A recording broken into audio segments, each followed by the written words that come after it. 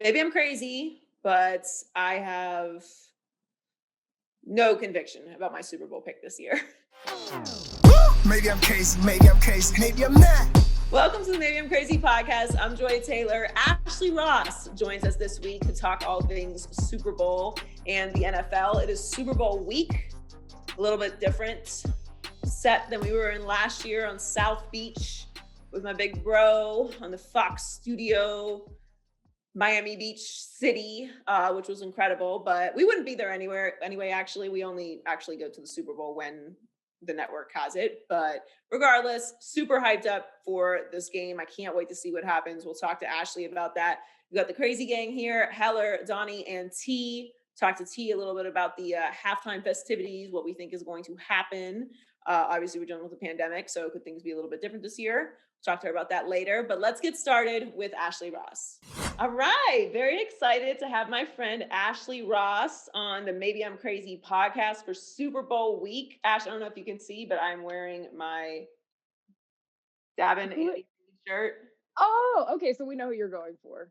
Well, I'm not rooting for anyone. Not this year, but we'll get to my prediction in a second. But welcome to the show. Thank you so much for coming on with us. You can follow Ashley at Ashley Ross 3 on Instagram and Ashley Ross 33 on Twitter. She is amazing, and she also has her own show, the Ashley Ross Show. So make sure you subscribe to that as well. So it's actually a better Super Bowl now that I've thought about it than I originally thought. Like I originally thought the Packers and the Chiefs was the best matchup, but now we have Tom Brady, the OG, versus Patrick Mahomes, the new wave, and yes. I have no idea what to expect, and I honestly have never been more indifferent about what the outcome should be or will be. I hate being lukewarm about anything. But I don't know what to expect. What are your initial thoughts on this game? Well, I think this is the matchup that we all wanted, and that after 2020 that we deserve a good storyline. And this is the NFL. You have a changing of the guard, right? So you have Tom Brady. Obviously, he's kind of like the old regime, and then you have, Kansas City. They're young, they're electric, they're exciting. I think this is great, and I think it just adds to the legacy of Tom Brady. I mean, when Tom Brady went to Tampa, we knew that the Super Bowl would be in Tampa, but we're like, no team's ever been there before.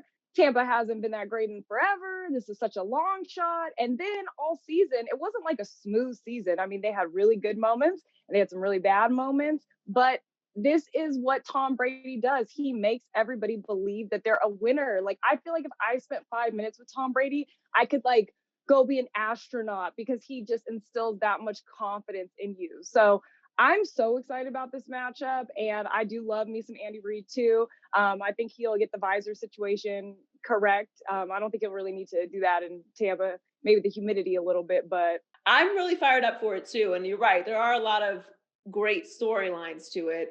When I look at the game from a macro perspective, obviously there's a lot on the line legacy wise, because you have Tom Brady, who has been playing for 20 years. He's going to his 10th Super Bowl. He could win his 7th. He's already won more than any other player. If he wins this, because he said he wants to play till 45, but if he wins this, could you see him retiring? I can't, just because even if he wins, I feel like he's not a John Elway. I think he wants to push himself to the limit. He's not just happy riding off into the sunset and this is comfortable. I think he wants to push this literally until he's drug off the football field. And I honestly, even though, yes, it's Tom Brady and he's the GOAT and he has all these rings, I really don't feel like a lot of pressure is on Tampa Bay, because most people, even to this day, are still discounting them out. And the Chiefs, as prolific as they are, the Chiefs have not played a consistent game. So I really think that this game is a lot more even than people think. Yes, the Chiefs can turn it on, but anybody can get caught slipping, and it's 60 minutes. So I'm excited to see how this all unfolds. No, I agree with you. I think it's a very even game. That's why I'm saying I really don't feel strongly either way. I think that obviously the Chiefs are this high-flying, electric, exciting offense. Andy Reid coming up with all these crazy plays, and Patrick Mahomes can sidearm it and upside down it and cartwheel and throw it. And Tyreek Hill, and like I get it, but I mean, what the Bucks have been doing is incredible. Like they just keep winning, they just keep scrapping. They have a great defensive line. The Chiefs are missing 2 offensive linemen. I do think that could be a factor. But then you have the Chiefs defenses are no slouch either. Like their defensive line is great. They get some pressure on Brady and it could be a really crazy day. So I'm with you. I think this is a very even matchup. And I don't think that he's going to retire. I think we've been trying to retire. Not me, but the media has been trying to retire Tom Brady for like 10 years now. And every year he might be 50, still slinging it out there. I mean, he at this point, he doesn't look bad. No, his arm is his arm is great as it's ever been. He looks great out there. He doesn't look like Phillip Rivers. He doesn't look like Drew Brees. He looks like he still has plenty of football left to play. But we know how hard it is to make it to a Super Bowl if you're not Tom Brady. He might not be there next year. This could be one of the most poetic ways to end an unbelievable legacy career. I'm just with you. I don't think he's going to walk away whether he wins or he loses. But see, the thing is, I think we in the media and people, we get super hyped on the legacy. And at this point, Tom Brady is still an overachiever from the way that he came into the league. So pretty much anything he does at this point is just a cherry on top.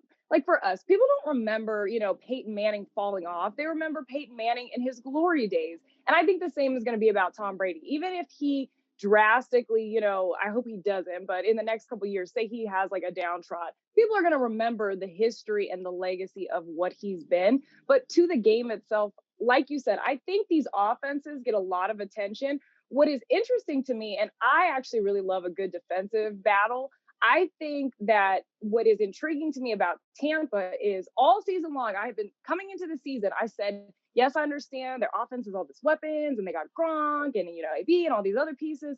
But defensively, if you look at their defense last year with Jameis Winston, this was a top defense. They were good. It's just Jameis was turning it over all the time, so they couldn't really do anything. So to me, Tampa's defense has come on strong in the playoffs. They're playing at a high level with confidence, and that's dangerous. So I'm excited to see it. So a little bit away from the game, some news around the NFL this week. TJ Lang came out and said that Aaron Rodgers kind of wants to get a little revenge on the Packers. Like he was really a lot more bothered by the Jordan Love decision. As he should be.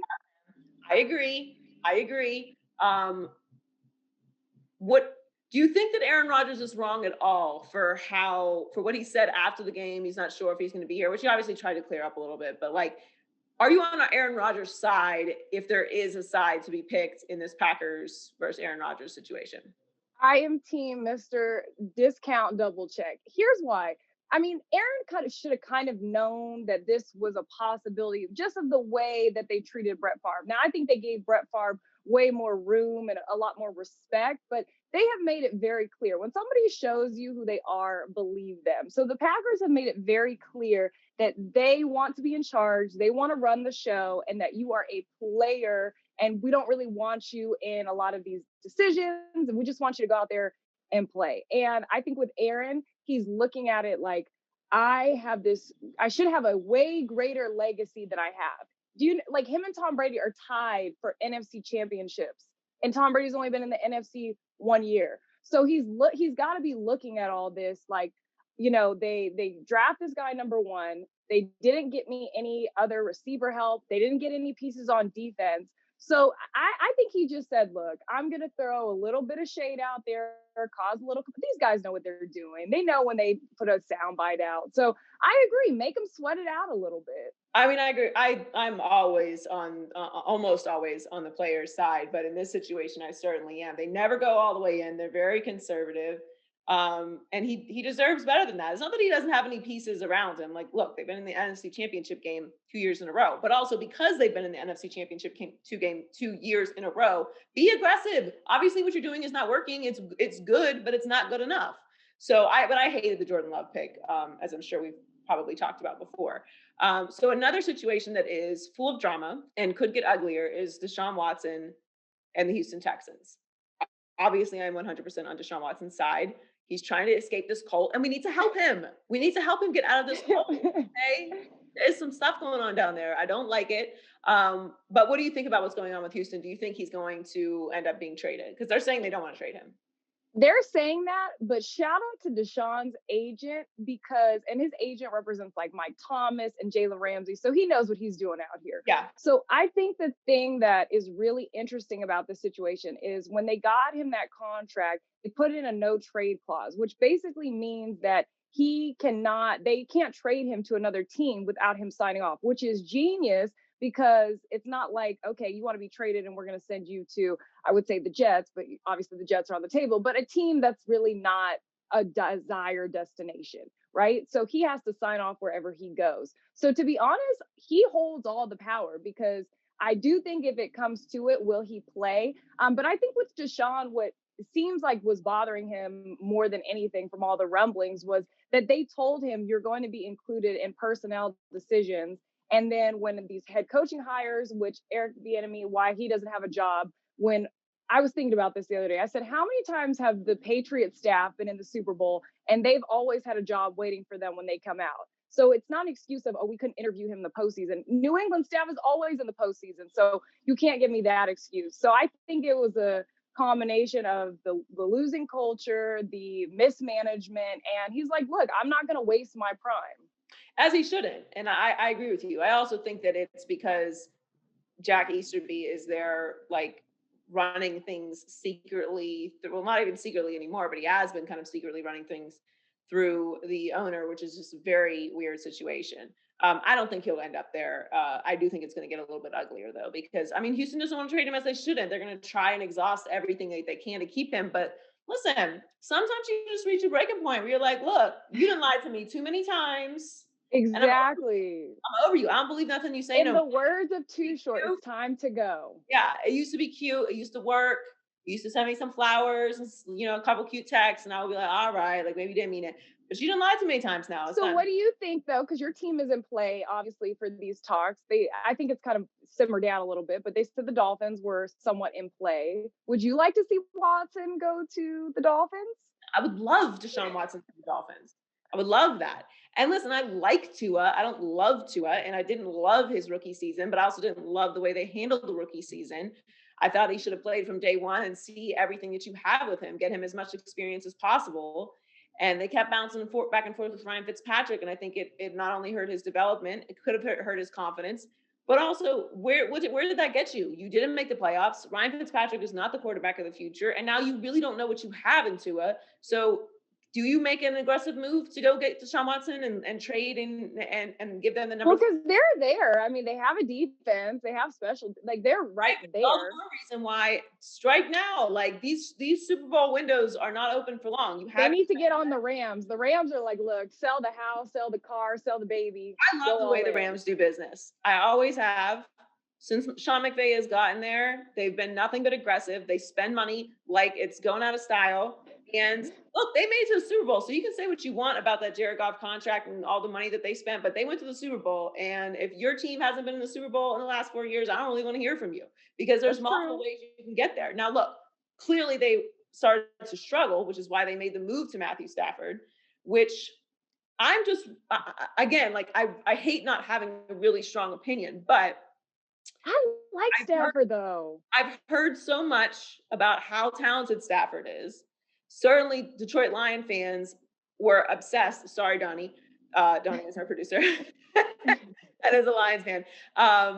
With Matthew Stafford for a long time. He's been there for 12 years, and they've never really made any aggressive moves at that position. The fact that they don't win every single year. But it's Detroit. They just, I can't even put all that on Stafford. I mean, the man has literally broken his back for the team. And it's the Lions, again, that's part of why we need to get Deshaun out of Houston. When you're just in such a toxic, losing environment and there's no expectation of doing better, you know, it's like, what can you do at that point? So no, I'm really intrigued to see what happens with Matthew Stafford because the Rams are a better run organization. They have more talent. They have a solid established head coach that we all think is brilliant. So now's your time. Like, you have no more excuses. You should go shine. They should be in the playoffs, winning multiple games in the playoffs.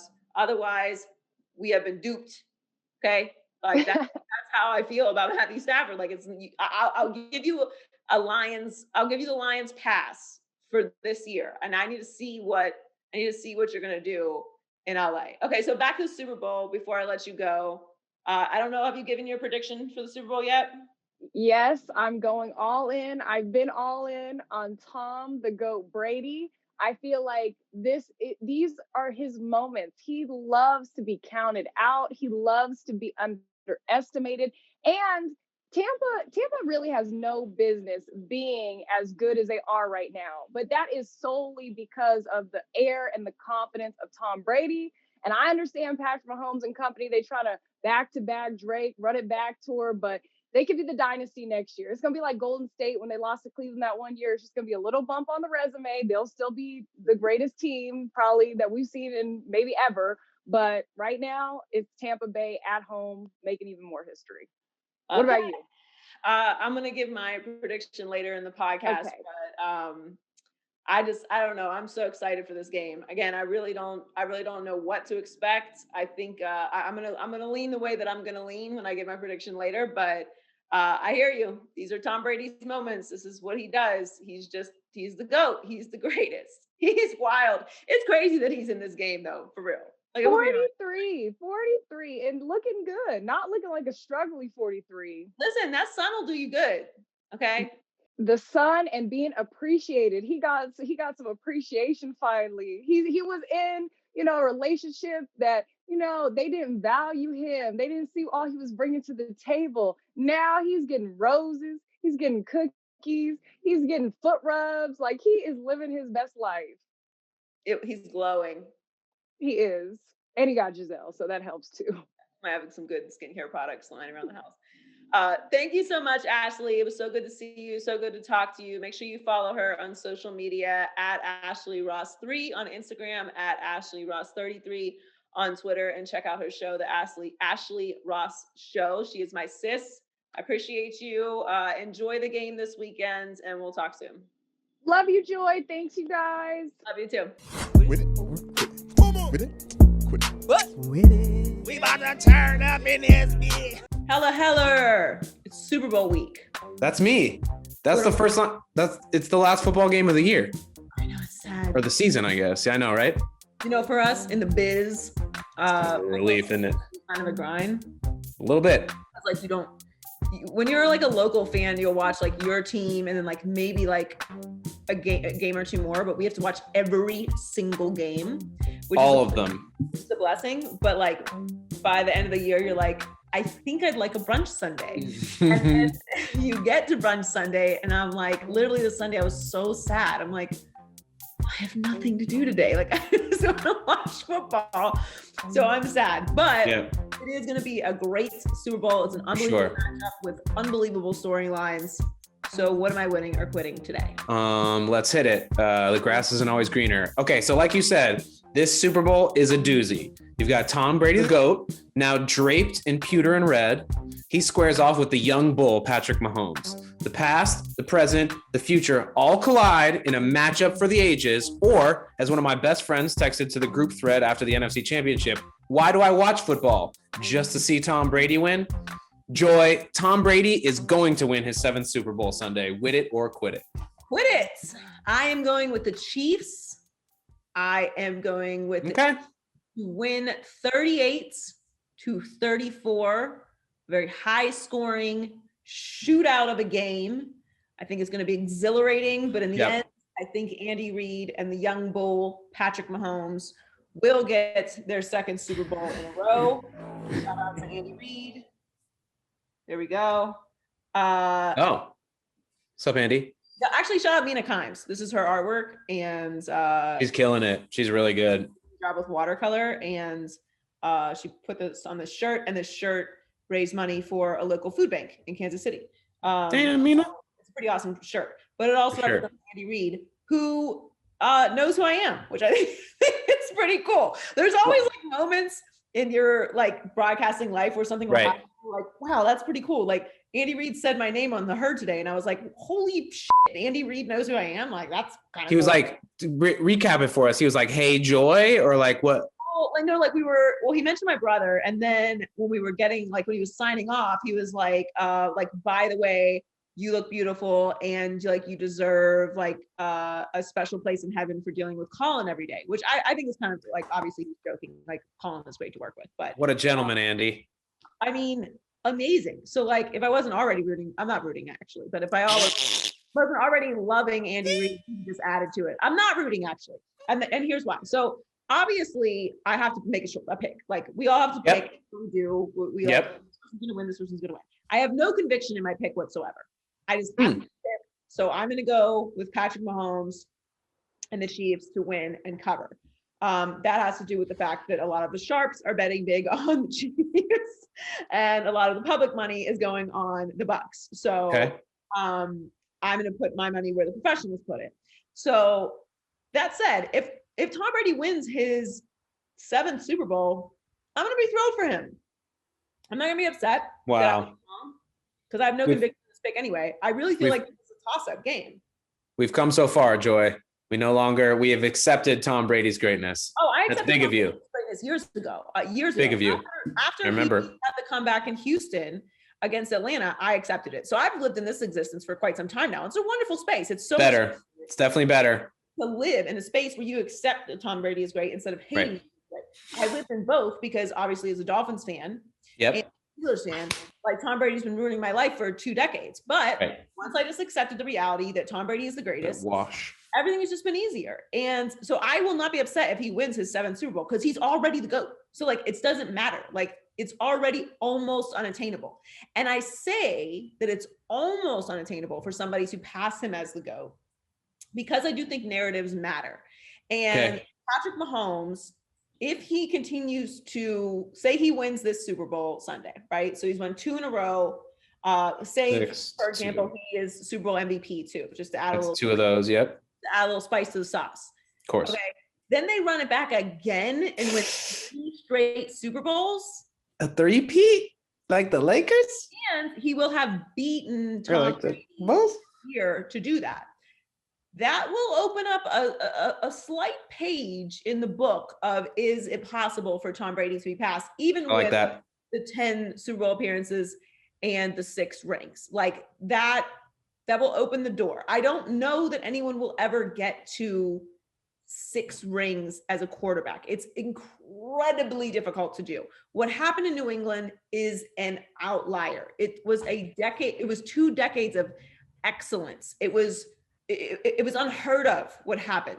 So I don't think that it will be duplicated, but the Chiefs are in a great situation. He does have a ridiculously long contract. He is a friendly guy. He is interested in winning. Who knows how long Andy Reid's going to coach for, but they seem to have a great culture and a great environment there. It's obviously a winning culture. And I'm really excited because either way, whatever the outcome is going to be great for the future of NFL content. If he becomes the greatest to ever do it, and Tom Brady, he is the greatest to ever do it. That's right now, that's it. Like, he's the greatest to ever do it. But if he does win this 7th ring, he's going to then pass over into, are we having the conversation of he's just the greatest at everything? Like, he's the greatest of the greats. Like, it's Tom Brady, and then we start having a conversation about everybody else. Other guys, in that conversation. If he doesn't, he's still the greatest to ever do it. But now we start watching the clock on Patrick Mahomes, and if he can start building a resume, because he's not there yet, obviously, if he will one day be considered the greatest to ever do it. So I'm just excited, honestly, for this game, no matter what happens. I know there's going to be a bunch of people like, you picked the Chiefs if the Bucks win, and I just want you to know I don't care at all. Like, I'm not rooting either way. I'm going to put some money, but not enough that it's going to change my life if I decide to emotionally start rooting for the Bucks in the game. But I'm just really I'm really just an open canvas to be written on for this experience on Sunday, which isn't always the case. Like, sometimes you go into a Super Bowl if your team's not in it and you're really rooting for something to happen. Like when the Patriots were undefeated and they played the Giants, I was rooting so hard for the Giants. Like, I've never rooted harder for a team that I didn't give a crap about at all Just because of Mercury Morris? Yes. Like, that's all the Dolphins have, dude. That's all we have. That's true. Like, don't That's take true. it from us. And the Giants did us a major solid, which is also why Eli Manning is obviously a Hall of Famer, in my opinion. But he also will be a Hall of Famer because he's a Manning. Regardless, it's kind of nice to go into this not having a rooting interest and being able to absorb and experience it whichever way it flows. That's the Cali in me now. I'm just going with the flow, bro. That's right. We got less problems here, so it's easier to go with the flow. It's amazing. It's not that Mahomes has problems, but he's going to have a problem catching up to Tom Brady if he doesn't win this one. So I think in that sense, the pressure is more on Patrick Mahomes. Your point about all the pressure is on the Chiefs in this game. Yep.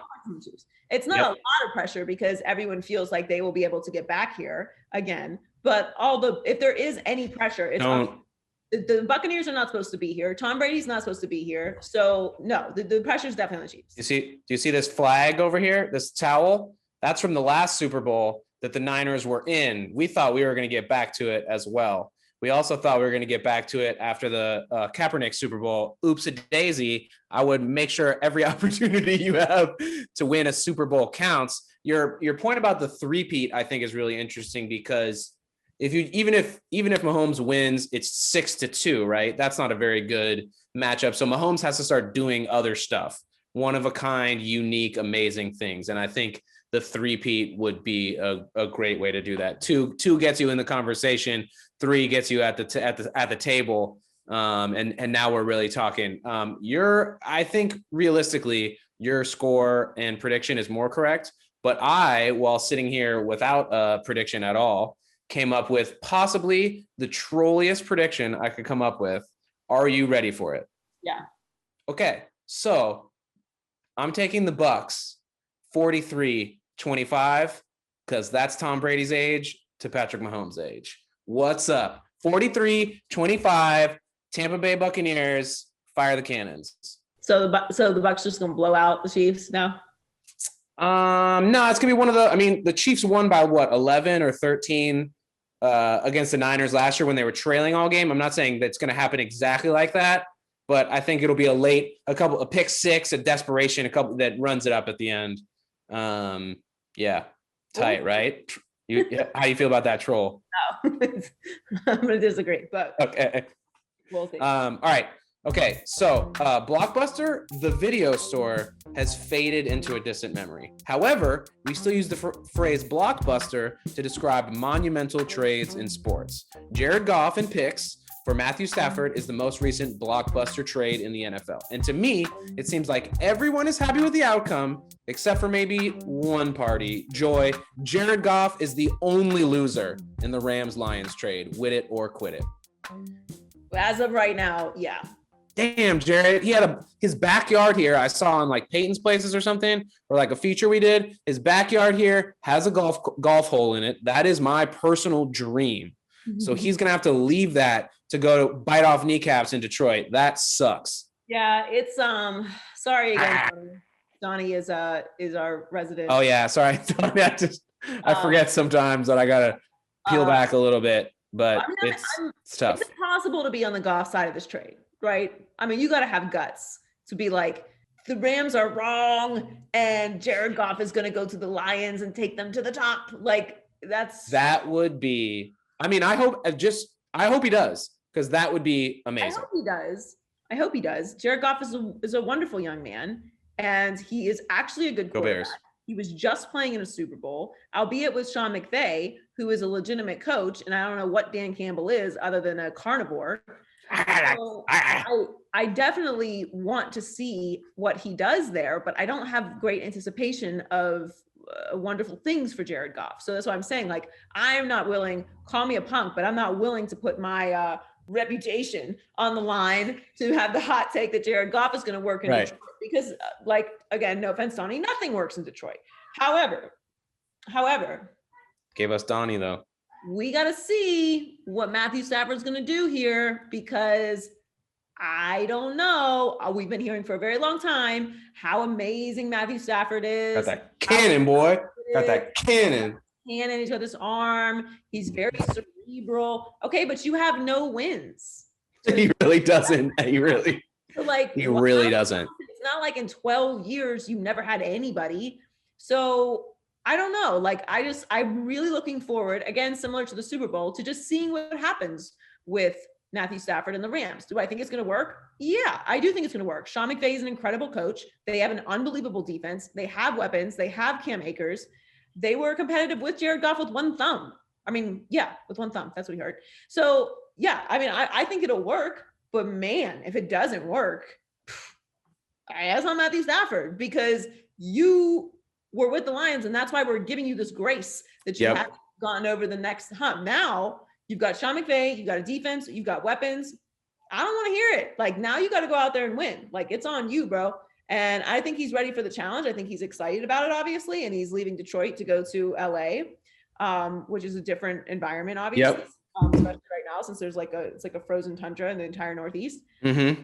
But yeah, I mean, what's more amazing to me is that this can even happen. Like, I love that the NFL has mobility at the quarterback position now. Right. Yeah. I've always been harping on the NBA and the NFL, and things that like the NFL needs to adopt from the NBA. One is celebrating your stars and not just your quarterbacks, letting us get to know them, celebrating their personality. Let us see the touchdown celebrations. Let us see who these guys are. Let us see their cleats. Like, let us get absorbed into who your stars are. It actually helps when there's injuries that we're like, oh, there's no more stars left. Like, who are we watching? That part. And also because they're going to do it themselves with social media. And the player mobility at the quarterback position has made the NFL's offseason unbelievably exciting. Very exciting. Yeah. We'd have like maybe one or two. Like, we need it. Trades. Now, like, Tom Brady is leaving the Patriots to go to the Bucks. Appreciate you. Is talking about he might go somewhere, which he's not, but still, Deshaun Watson, Matthew Stafford's getting traded for Jared Goff, like, across the country. It's madness, and it's amazing. It's great for fans. It's great for the idea that at any time your team can boom, improve. Yep. And it's great for us because it's amazing content. And we need it. So I love it. I love that this is available now, and there's going to be a lot more quarterback movement this offseason, because this draft obviously is going to determine the futures of a lot of organizations and what they're going to do, is what's going to happen with Sam Darnold, like what's going to happen with like, there's so many things that can happen. So I'm more excited for the fact that this is even a thing. Right. But yeah, I'm gonna lean towards Matthew Stafford and Sean McVay are gonna win this breakup, but it's all on Matthew Stafford. Yep. And shouts to Les Snead and Stan Kroenke for having the chutzpah to even take this swing and give up their future draft picks. Also, we're capping on Detroit, but the Lions handled this in a really classy way. I feel, like they do deserve credit for that. Right. That's not their style. Right. Normally it's a S show a little bit. And, you got guys trying to write in pencil on laminated stuff, but now they're handling it appropriately. I think it's a great move to, Stafford handled it well. They handled it well. That's why I said, everyone's a winner except for Jared Goff, because people handled themselves well. And now that you've sprinkled a kernel of doubt in my mind, I've realized what this could end up being, and it could work out for the Rams. But this has a little element. We're crossing sports here, but it has a little element of Kevin Love, where Kevin Love was a star in Minnesota, but not competing for anything. Matt Stafford was the toast of the town in Detroit, I would imagine, but never won a playoff game. And so it'll be interesting to see how it all pans out. LeBron was able to get one chip with Kevin Love, and they got over the hump.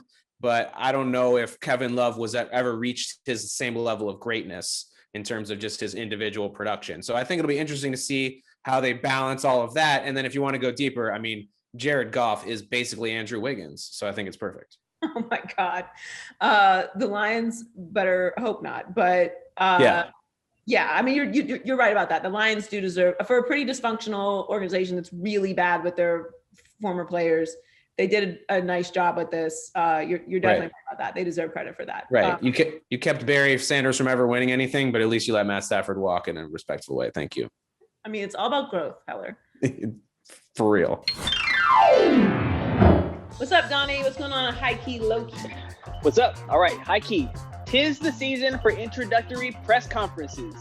the chance for newly hired head coaches to give both fans and media a good first impression. Low-key, I think winning over the locker room is one of the first and most important jobs of a new team leader. But we've seen some pretty interesting media sessions in the past few weeks.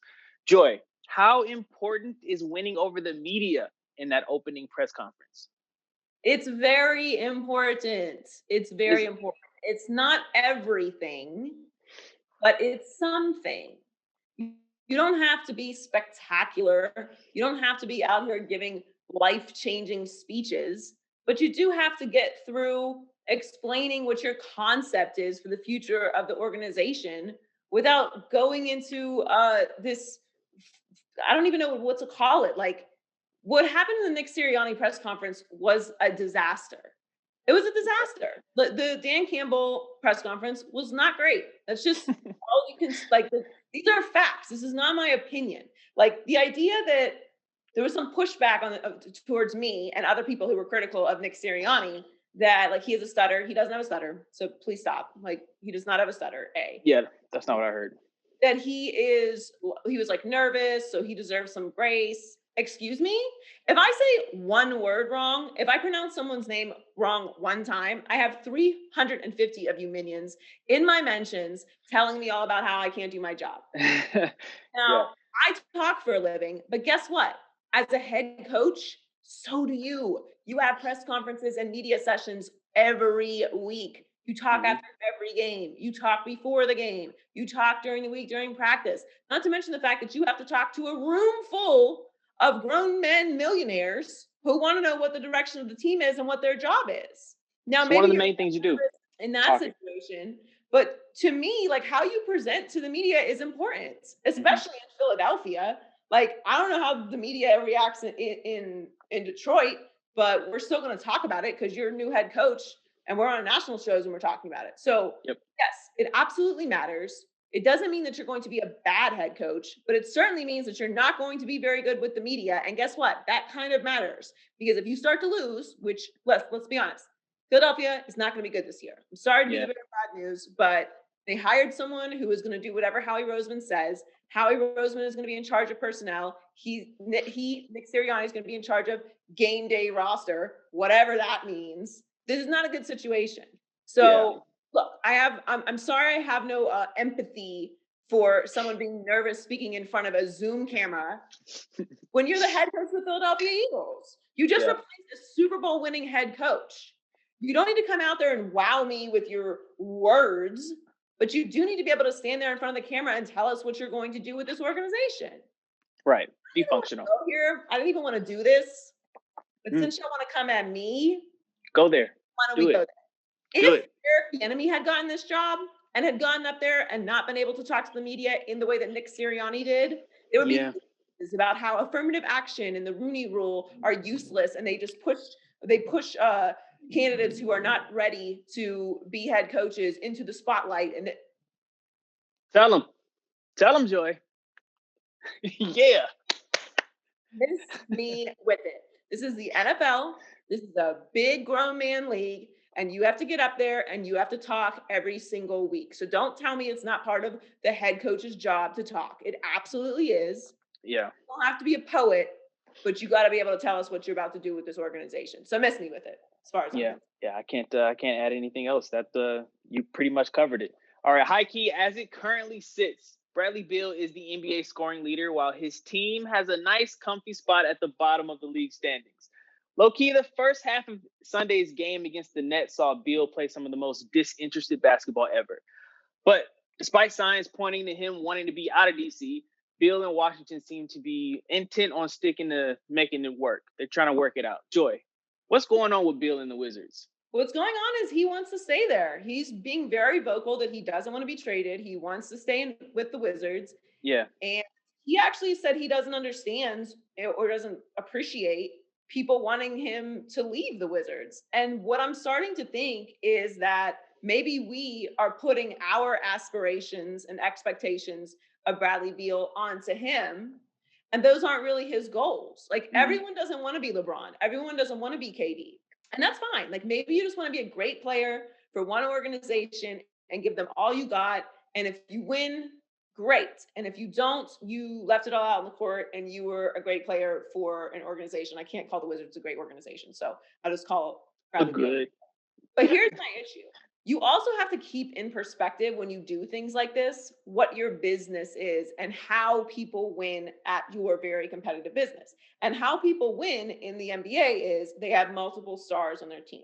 Mm-hmm. So they don't necessarily have to leave. Like Steph didn't leave to win a championship, but KD came there.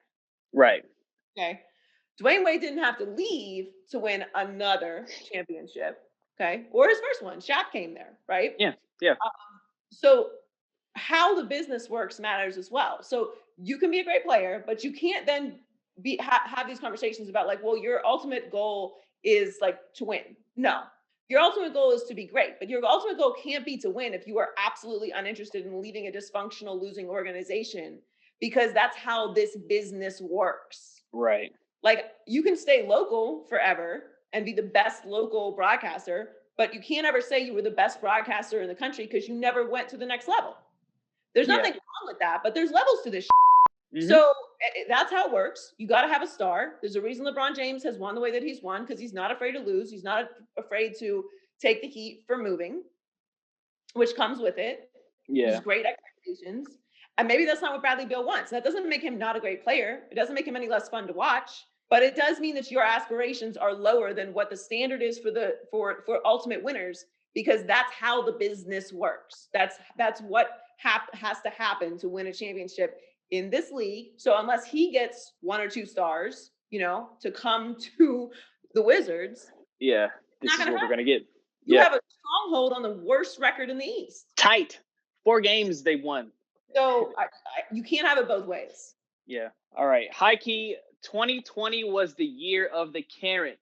As an avid World Star hip hop consumer myself, I saw a new video maybe twice a week last year.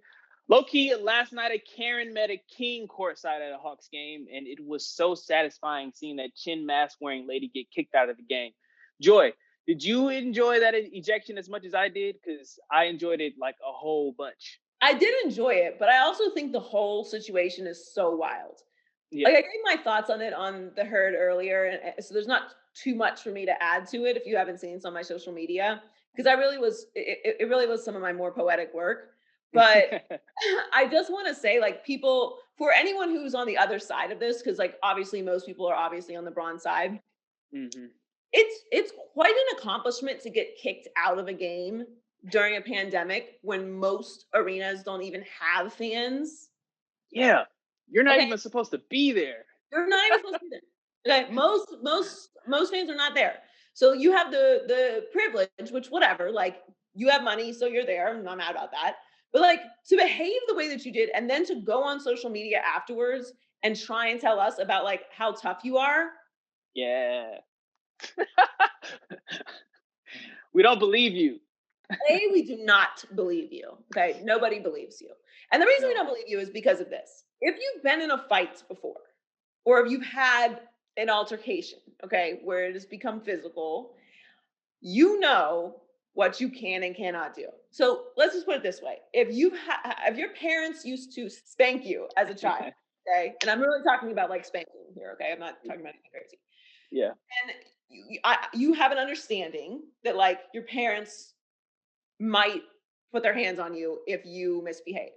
Right. There's a consequence. Right. There's consequences. Similarly, if you're an adult and you've been in an altercation, you understand at any moment, this could really pop off. And then you behave accordingly. So if you really want that smoke, then you act like you really want that smoke. Otherwise, this is a lie. What you're saying to us is a lie, Karen. Okay? Yeah.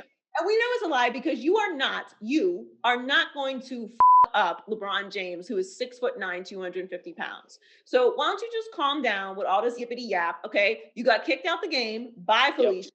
Nobody Adios. You. LeBron didn't want you kicked out. Okay. He said so after the game. He doesn't care about that. You're not changing his life. All right. You're just mad that you can't behave however you want to and stay in the arena. Mm-hmm. It is a privilege for you to be here, sweetie. It's a privilege. It's not a right. I know all y'all think that everything is a right. It's not a right. I need you to Google the difference between a privilege and a right. It's not the same thing. But I got rights. Okay. Just like it's not a right for you to walk around without a mask on. Nope, fine for you, right? Yeah. Okay, Mask your over rights the are not being face. violated. It's not your right to be at the Hawks Lakers game. Courtside at the All Hawks right, game. it says right there on your ticket, you could get kicked the out if you act up. So bye. Nobody feels bad for you. And honey, listen, LeBron is not a bitch. You can't call people bitches who cannot do anything to you. That is my problem. LeBron James cannot solve this issue because you not gonna him up. And obviously LeBron James is never gonna be physical with you. No. So you're doing nothing but running your mouth. And nobody takes it seriously. Nobody's taking you seriously. No, No I one. don't believe you. Nope. Now, if you start talking about fighting me, okay, that's a different situation. That's a different conversation. All right. But you're not gonna fight LeBron James, and LeBron James is not gonna fight you. To be clear, I'm not gonna fight this girl either. But the point is, there is no way to solve this. Like, we're never gonna get to the end of this, and we're just gonna assume that 6'9" LeBron James would win that. Yeah, exactly. So stop running your mouth, take his L, and go about your day. But she messed up and got on social media, so yeah, she kept it going. It's so satisfying seeing somebody who's like not used to being told no get their comeuppance. And I don't think I've ever said that word comeuppance out loud, but I think it's appropriate in this instance. It's so appropriate. I do not feel bad for her at all. No. You got to act right. Act right. Do it.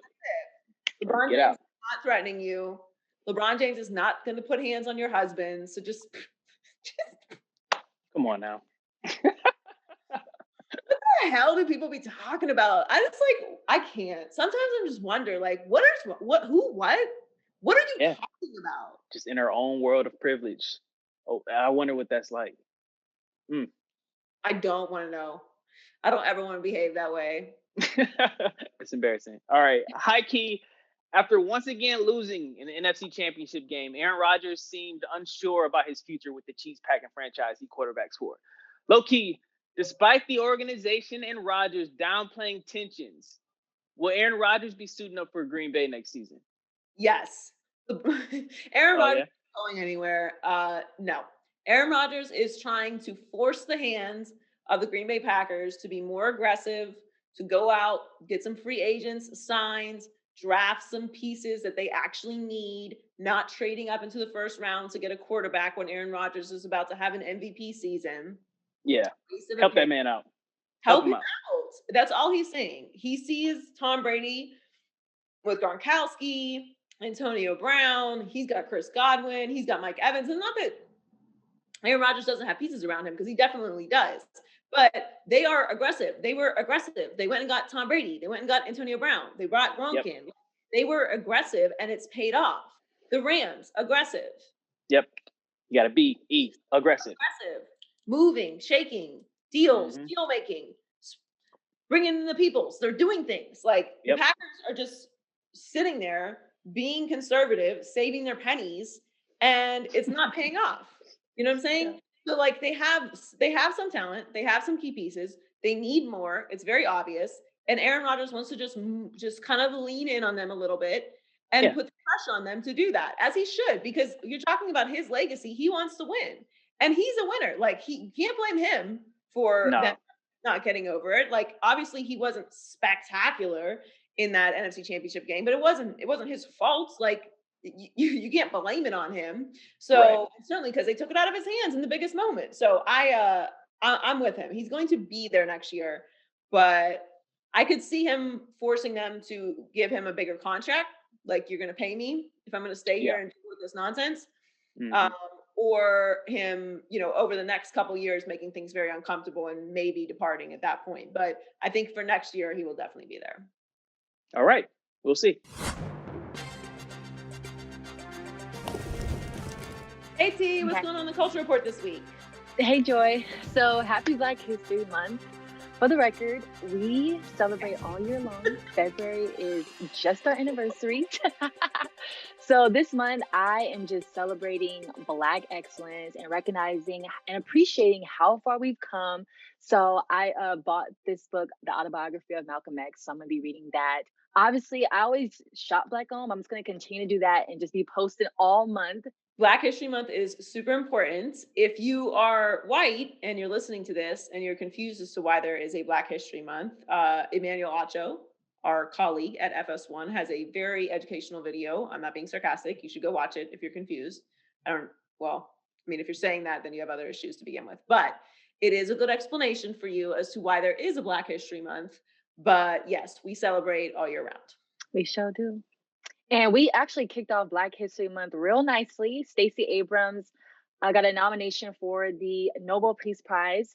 And I feel like she's worked so hard to preserve the democracy of this country. And she is just truly an inspiration and did such an amazing job with Georgia. So I just feel like that this is just incredibly deserving for her. Yes, congrats to her. She is a real life, real world hero, like superhero. We base superhero stories off of stuff that is like what she did. Literally superhero stuff. Like she saved the democracy. She saved our literal country.